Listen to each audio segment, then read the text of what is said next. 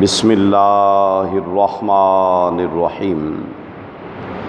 عن ابن عمر رضی اللہ تعالی عنہما قال کان رسول اللہ صلی اللہ علیہ وسلم اذا خرج من هذه المدینہ لم یزد علی رکعتین حتی یرجع الیہا رواہ ابن ماجہ رحمہ اللہ۔ جناب سیدنا عبداللہ بن عمر رضی اللہ تعالی عنہما بیان فرماتے ہیں کہ پیارے رسول صلی اللہ علیہ وآلہ وسلم جب اس مدینہ منورہ سے سفر پہ نکلتے تو آپ صلی اللہ علیہ وسلم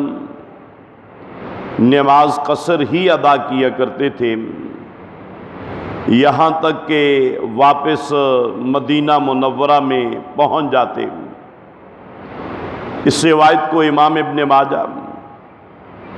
رحمہ اللہ نے اپنی کتاب میں نقل کیا۔ قصر نماز کے بارے میں احکامات آپ کے سامنے بیان کیے جا رہے ہیں کہ نماز قصر آپ صلی اللہ علیہ وسلم نے سفر میں ہمیشہ ادا کی ہے، اور پوری نماز ادا کرنا آپ صلی اللہ علیہ وسلم کی سنت نہیں،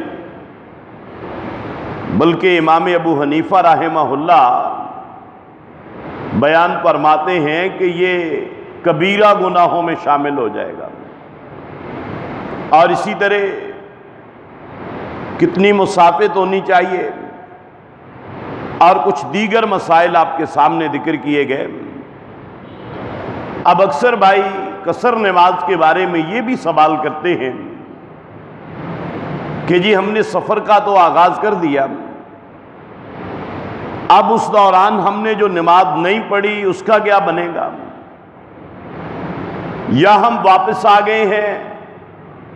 سفر میں کوئی نماز نہیں پڑھی گئی، اس کا کیا بنے گا؟ تو اس کے بارے میں یہ حدیث مبارکہ ہمیں وضاحت کرتی ہے کہ آپ کی وہ نماز آپ نے اس کا آخری وقت دیکھنا ہے کس حالت میں آپ کا ادا ہوا تھا۔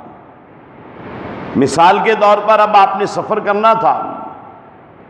ظہر کی نماز ادا نہیں کری، لیکن عصر کا وقت جو ہے وہ ہو گیا یہیں پہ ہی، اب آپ سفر پہ چلے جاتے ہیں،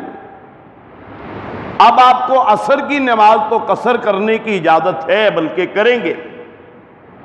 لیکن جو ظہر کی نماز آپ نے یہاں پہ چھوڑ دی تھی، ابھی آپ نے ادا نہیں کی تھی، اب وہ سفر میں جا کے بھی آپ کو پوری پڑھنی پڑے گی، کیونکہ آپ کی وہ نماز حضر کی حالت میں رہی ہے، اور اب آپ سفر میں بھی اگر اس کو ادا کریں گے تو اسے جو ہے ظاہر بات ہے پھر آپ پوری ادا کریں گے۔ ہاں البتہ اگر آپ نے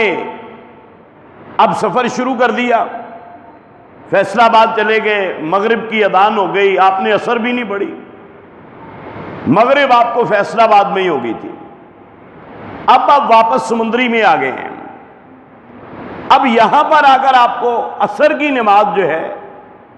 یہ قصر پڑھیں گے، اگرچہ آپ سمندری میں آ گئے ہیں، گھر آ گئے ہیں، کیونکہ آپ کی نماز جو قضا ہوئی ہے، جو رہتی تھی، اب وہ سفر کی حالت میں وہ قضا ہوئی ہے،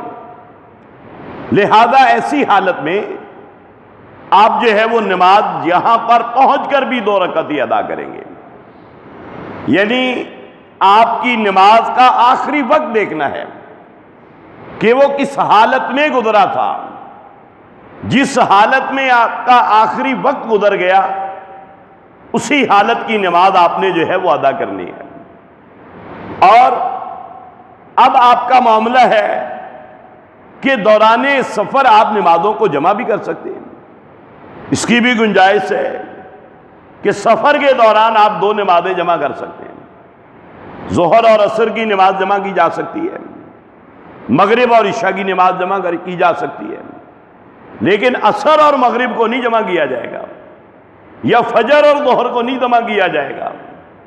ہاں ظہر اور عصر آپ اکٹھی پڑھ سکتے ہیں، جمع کر کے پڑھ سکتے ہیں، اور اسی طرح مغرب اور عشاء کو بھی جمع کر کے پڑھ سکتے ہیں۔ جب نمازوں کو جمع کر کے آپ ادا کریں گے سفر کے دوران، اب اس کے الگ سے مسائل ہیں۔ وہ مسائل کیا ہیں؟ ان کی وضاحت انشاءاللہ اگلی مجلس میں کریں گے۔ اللہ عز و جل سے دعا ہے